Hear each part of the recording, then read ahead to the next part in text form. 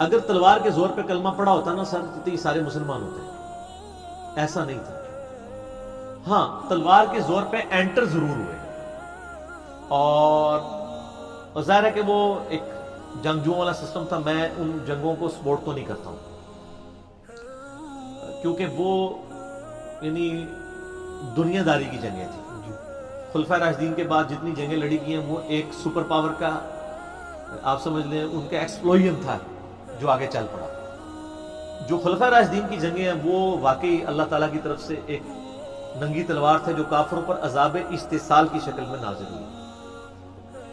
میرا ایک لیکچر ہے مسئلہ 85، قرآن اور قتال ہمارے نبی علیہ السلام کی دو خصوصیات۔ اس میں میں نے بتایا کہ اگلے انبیاء کا جب انکار کیا جاتا تھا اللہ کی طرف سے کبھی چنگھاڑ کا عذاب آتا تھا، کبھی پتھروں کا عذاب آتا تھا، کبھی غرق کرنے کا سمندر میں، کبھی سیلاب کے اندر ڈبونے کا۔ ہمارے نبی علیہ السلام کے نبوت کا جب انکار کیا گیا تو قرآن پاک میں سورہ توبہ اور انفال میں ہے کہ اب عذاب استحصال اللہ تعالیٰ نبی علیہ السلام کے ساتھیوں صحابہ کرام کے ذریعے تلوار ان پہ مسلط کرے گا۔ اس لیے سورہ توبہ میں ہے نا کہ جب یہ 4 مہینے گزر جائیں جہاں کافروں کو پاؤ قتل کرو جو کافر اس ایریے کے ہیں یا وہ جزیرہ نما عرب چھوڑ کے چلے جائیں۔ یہی اگر صحابہ تلوار نہ اٹھاتے تو آسمان سے پتھر برسنے تھے۔ یہ نبی علیہ السلام کی خصوصیت ہے۔ اسی طریقے سے حضور کا معجزہ بھی پچھلے انبیاء سے مختلف ہے۔ باقیوں کے تو ٹینجیبل معجزات ہوتے تھے، ہمارے نبی کا قیامت تک کے لیے نبوت تھی، معجزہ بھی قیامت تک کے لیے۔ انا نحن نزلنا الذکر وانا لہ لحافظون، اس قرآن الذکر کو ہم نے نازل کیا، ہم اس کی حفاظت کرنے والے ہیں۔ اس لیے میرا لیکچر ہے قرآن اور قتال ہمارے نبی کی دو خصوصیات، مسئلہ 85 صلی اللہ علیہ وآلہ وسلم۔ تو یہ تلوار کی تو ہم نے رومن اور پرشین امپائر کو جو بدماشی کر رہی تھی، لوگوں سے اپنی عبادت کرواتے تھے بادشاہ، ان کا استحصال کرتے تھے، ان کو اکھاڑنے کے لیے تلوار استعمال ہوئی نا۔ اس میں وحید الدین خان صاحب انڈیا کے ہیں تو انڈیا کی کتاب پڑھ لیں سر، مولانا وحید الدین خان صاحب کی کتاب ہے اسلام دور جدید کا خالق، انگلش میں ایک کتاب ہے دا گاڈ ارائزز، جس میں انہوں نے بتایا کہ تلوار اٹھانی پڑی اسلام کو رومن اور پرشین امپائر کو اکھاڑنے کے لیے تاکہ مذہبی جبر ختم ہو۔ وہاں بادشاہ کا مطلب تھا وہ خدا بھی ہے۔ فرعون کے سامنے جادوگروں نے جب کلمہ پڑھا قتل کروا دیا۔ آج آپ ٹرمپ کے سامنے قرآن بھی پڑھے وہ بھی ایسے کر کے سنے گا، سنتا ہے، اس کے سامنے تلاوت ہوئی ہے۔ آپ امریکہ میں اسٹریٹ دعوت دیں کوئی آپ کو نہیں کہے گا، فرعون کے دربار میں کوئی سوچ سکتا تھا؟ تو یہ مذہبی جبر اسلام نے ختم کیا۔ اس لیے میں کہتا ہوں فریڈم آف ایکسپریشن جو آج دنیا ویل کر رہی ہے نا یوٹیوب یا فیس بک کے ذریعے، اس کا خالق اسلام ہے۔ اور دوسرا فائدہ کیا ہوا، جو لوگ پتھروں کی، چاند سورج کی عبادت کرتے تھے انہوں نے کبھی سوچنا تھا ہم چاند پہ پہنچ سکتے ہیں؟ جب اسلام نے کہا یہ تو مخلوقات ہیں یار، ان کی کیا اوقات ہے، کریٹر کو پوچھو، پھر ان کے دماغ میں آیا کہ ہم چاند پہ پہنچ بھی سکتے ہیں۔ اس لیے وہ ڈرتے نہیں سر۔ گوروں کے چھوٹے چھوٹے بچے اکیلے کمرے میں سوتے ہیں، وہ نہیں ڈرتے چیزوں سے، یہ ڈر سارا ادھر ہی ہے، کیونکہ وہ اب اس چیز سے باہر آ چکے ہیں، اس فریڈم آف ایکسپریشن کی وجہ سے۔ یہ جو بخاری کی حدیث میری انہوں نے مس کوٹ کی ہے، یہ کانٹیکسٹ میں تھی، یہ صحیح بخاری میں 4108 نمبر حدیث ہے۔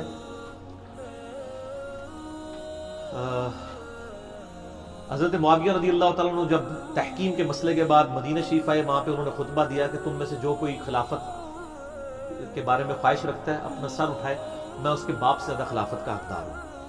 ابن عمر کی طرف اشارہ کیا انہوں نے۔ ابن عمر جب مجمع چھٹ گیا تو ابن عمر کو ایک تابعی کہتا ہے آپ نے حضرت معاویہ کو جواب کیوں نہیں دیا؟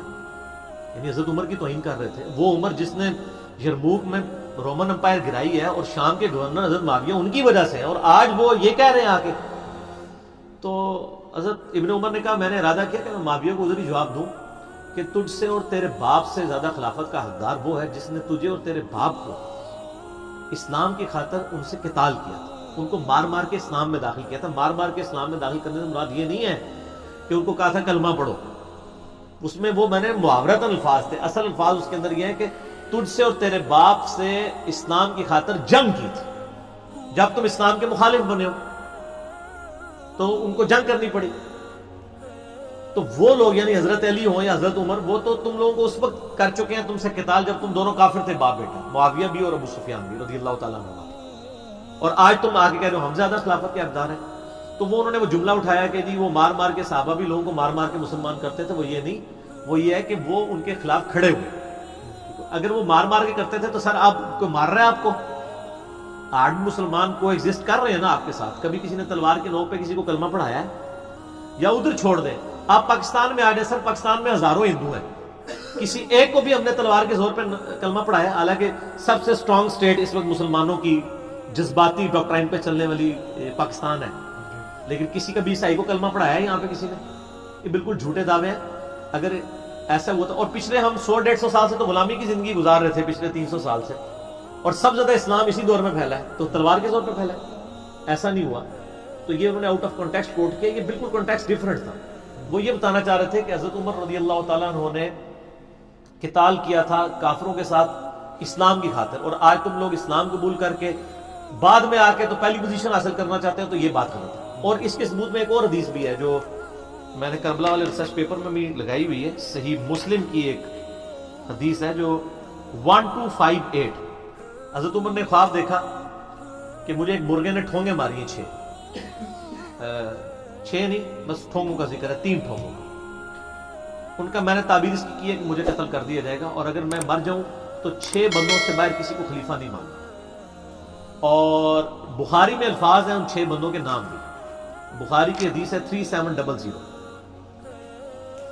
علی, عثمان, طلحہ, زبیر, سعد ابن ابی وقاص, عبد الرحمن بن عوف, جن سے رسول اللہ وفات تک راضی رہے صلی اللہ علیہ وسلم. یہ حضرت عمر نے کرائٹیریا بنایا.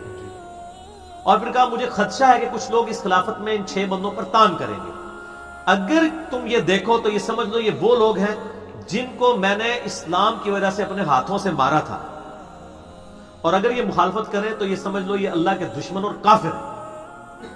بڑے سخت الفاظ ہیں. اب یہ تلاش لوگوں نے کرنا ہے, مسلمانوں نے کرنا ہے پہلے, تو ہندو تو بیچارے بعد میں کریں گے, پہلے مسلمان تلاش کرنا ہے یہ کون سے لوگ ہیں جو خلفائے راشدین کی خلافت میں, خصوصاً سیدنا علی کی خلافت میں جنہوں نے تان کیا.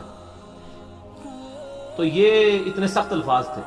اس میں بھی الفاظ ہیں, حضرت عمر کہتے ہیں میں نے اپنے ہاتھوں سے ان کو مارا ہوا اسلام کی خاطر. مراد یہ کہ اب اسلام کے مخالف بنے تو لڑائی کی, یعنی یہ محاورتاً بات ہو رہی ہے, یہ نہیں ہے اس طرح سورہ توبہ سے بھی نقل کرتے ہیں جہاں بھی کافر نظر آئے قتل کر دو. تو یار اس میں لکھا ہے کہ مسلمانوں کا پیس ٹریٹی ہوا تھا صلح حدیبیہ, کافروں کی ریکویسٹ پہ انہوں نے مسلمانوں کو پاور تسلیم کر لیا تھا. حضور چاہتے تو کچل سکتے تھے, آپ نے کہا چلو ٹھیک ہے صلح کر لیتے.